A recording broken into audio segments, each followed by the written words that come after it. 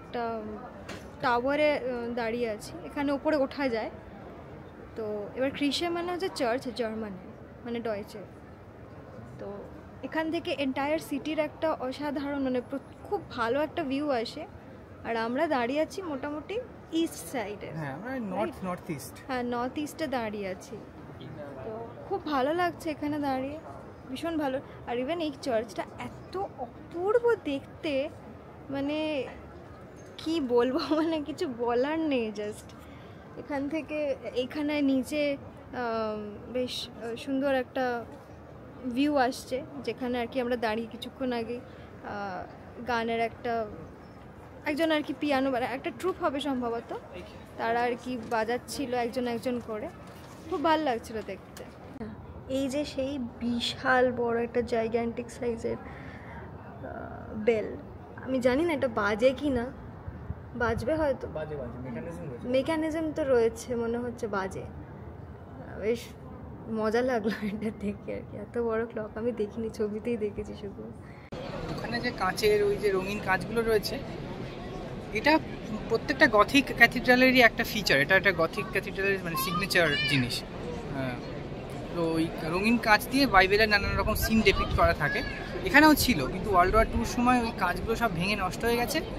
তারপরে ওইগুলোকে modern art, ওই রকম মডার্ন মোজাইক দিয়ে রিপ্লেস করে দেওয়া হয়েছে। তাই এখন এই মডার্ন মোজাইকগুলো দেখতে পাওয়া যায়।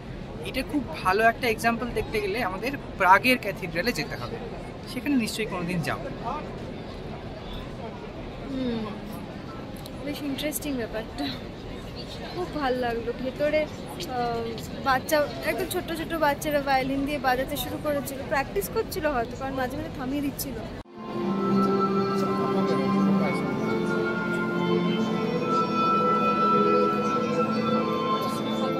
হঠাৎ করে দেখছি হিম গাইতে শুরু করেছে, কিন্তু একটুখানি ওরা বন্ধ হয়ে গেল। মনে হয় প্র্যাকটিসই করছিল ওরা সবাই, কোনো কিছু অকেশনে হয়তো গান টান করবে। খুব ভালো লাগছিল। ওটার বাইকটা প্রচণ্ড মানে গায়ে শিহরণ দেওয়ার মতো নয়, ভীষণ ভালো, খুব ভালো লাগছে।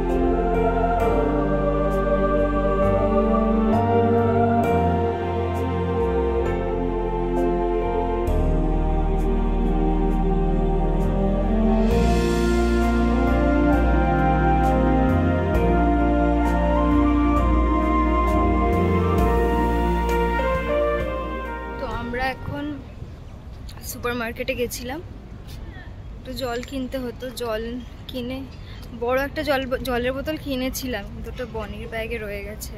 একটা 1 লিটারের বোতল আমরা কিনে নিয়েছি। এখন একটু আইসক্রিম খেতে যাচ্ছি।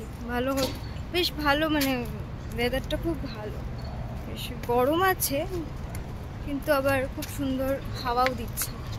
তো ভাবছি একটু আইসক্রিম খাই, ভাল লাগে। ওই দোকানটা থেকেই খাবো, যেটা দেখালাম একটু আগে।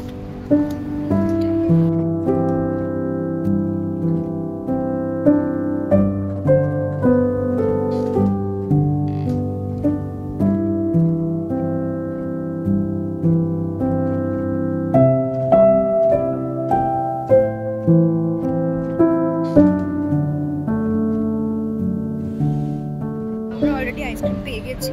ভেতরে বসে খাওয়ার কথা ভেবেছিলাম, তো প্রচণ্ড লেট করছিল, দিচ্ছিলই না, কে জানে কেন।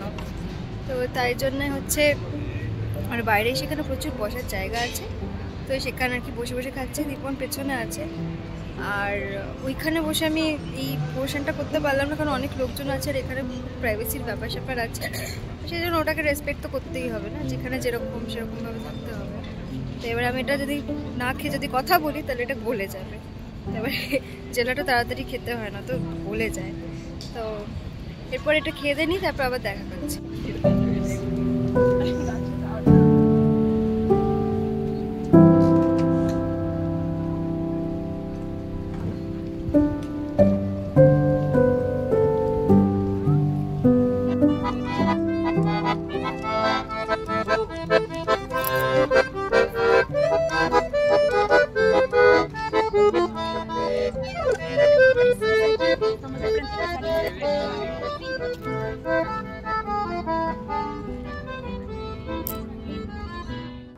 তখন দেখতেই পাচ্ছ আমরা সেই মিউজিয়ামে চলে এসেছি। এটা মিউজিয়ামের বাইরে বেসিক্যালি।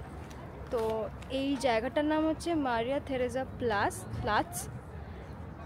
মারিয়া থেরেজা হচ্ছে ওইখানে যে স্ট্যাচুটা করা রয়েছে, ওনার স্ট্যাচু আর কি। এখানকার কুইন ছিলেন ভিয়েনার, খুব ফেমাস একজন আর কি কুইন, মানে খুবই ফেমাস নাম আর কি, মানে সবাই জানে, খুব সিগনিফিক্যান্ট হিস্টোরিক্যাল ক্যারেক্টার সে অর্থে বলতে গেলে। আর এই যে এই বিল্ডিংটা, এটাও হচ্ছে এটা দুটো পার্ট আছে, এইদিকে একটা আছে আর আমার সামনে আর একটা আছে। তো আমার পেছনে যে বিল্ডিংটা আছে আর আমার সামনে যে বিল্ডিংটা আছে, দুটোই একই দেখতে, কিন্তু দুটো সাবজেক্ট আলাদা। ওইটা হচ্ছে আর্ট হিস্ট্রি মিউজিয়াম, আর আমার সামনে যেটা আছে সেটা হচ্ছে ন্যাচারাল হিস্ট্রি মিউজিয়াম। তো এবারে আমার আর্ট হিস্ট্রি মিউজিয়ামে গিয়ে কাজ নেই, কারণ কি ওখানে বিভিন্ন রকমের আঁকা, পেন্টিংস, এই সমস্ত কিছু আছে, এবং ওগুলো যাদের মানে হয় না, মানে যেরকম যাদের সাবজেক্ট হয় সেটা তাদের ইন্টারেস্ট অনুযায়ী তারা জানে, এবং তাদের সেই জায়গাটা বুঝতে সুবিধা হবে, এগুলো তাদের ভালো লাগবে। না আমি যেহেতু খুব একটা জানি না, আমার খুব একটা ইনফরমেশন মানে আমি খুব মানে ওয়াকিবহাল নই পেন্টিংসের ব্যাপারে, আমার ভালো লাগে কিন্তু আমার নলেজ নেই বেসিক্যালি, তো সেই জন্য আমার ওটা দেখে কাজ নেই। এবার ন্যাচারাল হিস্ট্রি মিউজিয়ামে কী আছে, যেটা আমরা প্রি হিস্টোরিক টাইমসে যেসব জিনিস পড়ে থাকি, ফসিলস, তারপরে এই যুগে এই হয়েছিল, সেই নানান রকমের এনিথিং রিলেটেড টু নেচার, সেগুলো আর কি এই মিউজিয়ামটাতে পাওয়া যায়। তো এটা দেখতে আর কি দেখার একটা ইচ্ছে ছিল, কিন্তু এখন একটু অন্যরকম মানে মনে হচ্ছে যে প্ল্যানটা একটু চেঞ্জ করতে হবে। সেটা বাকিটা দীপনের থেকে শুনে নেওয়া বেটার হবে, বিকজ ও ভালো এক্সপ্লেন করতে পারে। তো আমি ভেবেছিলাম যে এই ন্যাচারাল হিস্ট্রি মিউজিয়ামটা যাওয়া হবে, কিন্তু এখন দেখা যাচ্ছে যে সময়টা একটু কম হয়ে গেছে। এটা একটা কারণ এইসব মিউজিয়ামে ঢুকলে ওখানে অনেকটা সময় হচ্ছে দিতে হয়, কারণ দেখতে হবে, পড়তে হবে, বুঝতে হবে, সময় লাগবে। ফলে তাই এখন ভাবছি যে মিউজিয়ামটাতে না ঢুকে আমরা এই আশেপাশে একটু ঘুরে বেড়াবো। এখানে অনেক কিছু দেখার আছে, তো সেইগুলোতে বেড়াবো, একটু ব্লগিং করবো, ছবি টবি তুলবো। তারপরে আমরা হচ্ছে এখান থেকে একটা সানসেট স্পট আছে, সেই দিকে সবাই মিলে আমরা আবার 4 জন মিলে সেই সানসেট স্পট দেখব। আমরা এখন আপাতত 2 জন আছি, আমরা আবার হচ্ছে সোমনাথদার বনির সাথে আবার মিট করব এবং সানসেট পয়েন্টে যাব।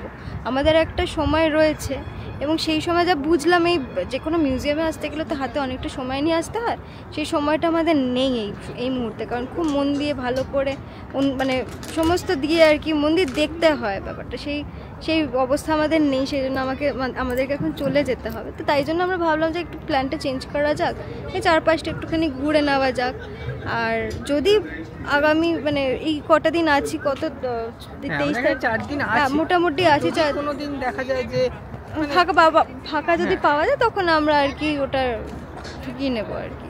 এটা হাতে থাকলো, ওটা স্ট্যান্ড বাই থাকুক, দেখা যাবে, হোল্ডে থাকুক, দেখা যাবে কখন ঘোরা যাবে, এই আর কি। এরপর আমরা একটুখানি এদিকটা ঘুরে টুরে দেখবো, তারপর দেখে আমরা সানসেট পয়েন্টে চলে যাবো।